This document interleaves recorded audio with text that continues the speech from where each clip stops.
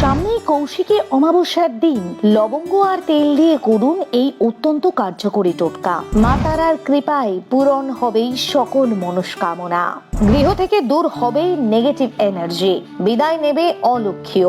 সাথে কৌশিকী অমাবস্যার দিন সন্ধ্যায় জ্বালান এই বিশেষ তেলের প্রদীপ, নিমেষে হবে ভাগ্য পরিবর্তন, বাড়িতে বাড়বেই পজিটিভ এনার্জি।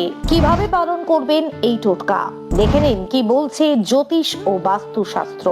আগামী 2রা সেপ্টেম্বর সোমবার কৌশিকী অমাবস্যা বা সোমবতী অমাবস্যা তিথি।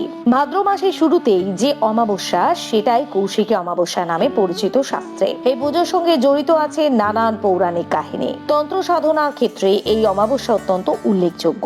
বৌদ্ধ এবং হিন্দু তন্ত্রে এই দিনের এক বিশেষ মাহাত্ম্য রয়েছে। তন্ত্র মতে এই রাতকে তারা রাত্রিও বলা হয়। কথিত রয়েছে কৌশিকী অমাবস্যার দিন এক বিশেষ মুহূর্তে স্বর্গ এবং নরক দুয়ের দরজা মুহূর্তের জন্য খোলে এবং সাধক ইচ্ছে মতো ধনাত্মক অথবা ঋণাত্মক শক্তিকে আত্মস্থ করে সাধনায় সিদ্ধি লাভ করতে পারেন। এদিন পজিটিভ এনার্জিকে নিজের বাড়িতে ধরে রাখার জন্য তাই কিছু বিশেষ কাজ করার কথা বলছেন জ্যোতিষীরা আপনাকেও। তবে তার আগে জেনে নিন কবে পড়েছে চলতি বছরের কৌশিকী অমাবস্যা তিথি। জ্যোতিষ শাস্ত্র অনুযায়ী চলতি বছর অর্থাৎ 2024-এ কৌশিকী অমাবস্যা শুরু হচ্ছে বাংলার 15ই ভাদ্র অর্থাৎ রবিবার 1 সেপ্টেম্বর। এদিন ভোর 5টা 7 মিনিট থেকে শুরু হবে এই তিথি। অমাবস্যা স্থায়ী হবে 17ই ভাদ্র মঙ্গলবার সকাল 6টা বেজে 31 মিনিট পর্যন্ত অর্থাৎ ইংরেজি 3রা সেপ্টেম্বর। যারা এই শুভ দিনে গঙ্গা স্নান করতে চান তারা সোমবার অর্থাৎ 2রা সেপ্টেম্বর যে কোনো সময় এটা করতে পারেন। এই অমাবস্যার রাত থেকে শুরু হবে বিরাট যোগ। কৌশিকী অমাবস্যায় ভাগ্য ফেরাতে হলে তাই অতি অবশ্যই এই কয়েকটা টোটকা মেনে চলুন আপনি। 1. প্রদীপ প্রজ্বলন। এদিন মা তারার আরাধনার উদ্দেশ্যে প্রদীপ প্রজ্বলন করা অত্যন্ত জরুরি। তবে অবশ্যই সেক্ষেত্রে একটা বিশেষ তেল আপনাকে ব্যবহার করতে হবে, সেটি হলো তিলের তেল। এই অমাবস্যা তিথিতে সন্ধেবেলায় বাড়ির সদর দরজা এবং ঠাকুর ঘরে তিলের তেলের প্রদীপ প্রজ্বলন করে ভালোভাবে আরতি করলে সমস্ত বাধা বিপত্তি দূর হবে। 2.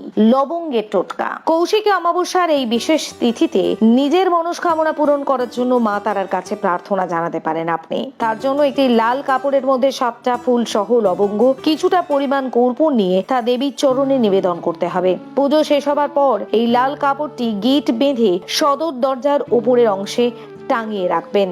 দেখবেন খুব সহজেই যেমন আপনার মনস্কামনা পূর্ণ হয়েছে তেমন ভাবে গৃহ থেকে সমস্ত ধরনের নেতিবাচকতা দূর হয়ে গিয়েছে। 3. পরিষ্কার পরিচ্ছন্নতা। তন্ত্র মতে এই অমাবস্যা তিথি অত্যন্ত গুরুত্বপূর্ণ, তাই যাতে এদিন বাড়িতে কোনো অশুভ শক্তি প্রবেশ করতে না পারে তার জন্য অবশ্যই পরিষ্কার পরিচ্ছন্নতার দিকে নজর রাখতে হবে আপনাকে। কৌশিকী অমাবস্যার দিনে বাড়ির সদর দরজা এবং চারপাশে ভালোভাবে পরিষ্কার করবেন। বাড়ি ঘরের পবিত্রতা বজায় রাখতে লবঙ্গ জল দিয়ে ঘর মুছতে পারেন আপনি অথবা গোবর জল ছিটিয়ে দিতে পারেন আপনি। 4. এঁটো বাসনপত্র পরিষ্কার। অমাবস্যার দিন বাড়ির অন্দরমহল পরিষ্কার রাখা খুব জরুরি। ওই দিন বাড়িতে কোনো এঁটো বাসনপত্র ফেলে রাখবেন না, যত দ্রুত সম্ভব সেগুলি পরিষ্কার করে ফেলুন। কোনো পুরনো ছেঁড়া জামা কাপড় থাকলে সেগুলি কাউকে দিয়ে দেবেন বা ফেলে দেবেন। এই জিনিসগুলি নেতিবাচক শক্তি আবাহন করে, তাই বাড়ির থেকে দূর করা খুব জরুরি। 5. গঙ্গা স্নান। কৌশিকী অমাবস্যার রাতেই সাধক বামা খ্যাপা সিদ্ধি লাভ করেছিলেন, তাই গঙ্গায় স্নান করলে কুম্ভ স্নানের পুণ্য অর্জন হয়। তারাপীঠে পুজো দিলে সিদ্ধি লাভ হয় বলে ভক্তরা বিশ্বাস করেন, তাই অবশ্যই এই কাজটা করতে ভুলবেন না। 6. পিতৃতর্পণের ব্যবস্থা। কুণ্ডলিতে অনেকেরই পিতৃদোষ থাকে। পিতৃদোষের কারণে আয় উন্নতি, চাকরি বা ব্যবসার জায়গায় সন্তান প্রাপ্তিতে বাধা সৃষ্টি হয়। অমাবস্যা তিথি পিতৃ শ্রাদ্ধের জন্য বিশেষভাবে উল্লেখযোগ্য, তাই এদিন তিল জল প্রদান করে পিতৃতর্পণের ব্যবস্থা করলে জীবনে সমস্ত ধরনের বাধা বিপত্তি এবং বিপদ কেটে যায়, এমনই জানাচ্ছেন জ্যোতিষীরাও।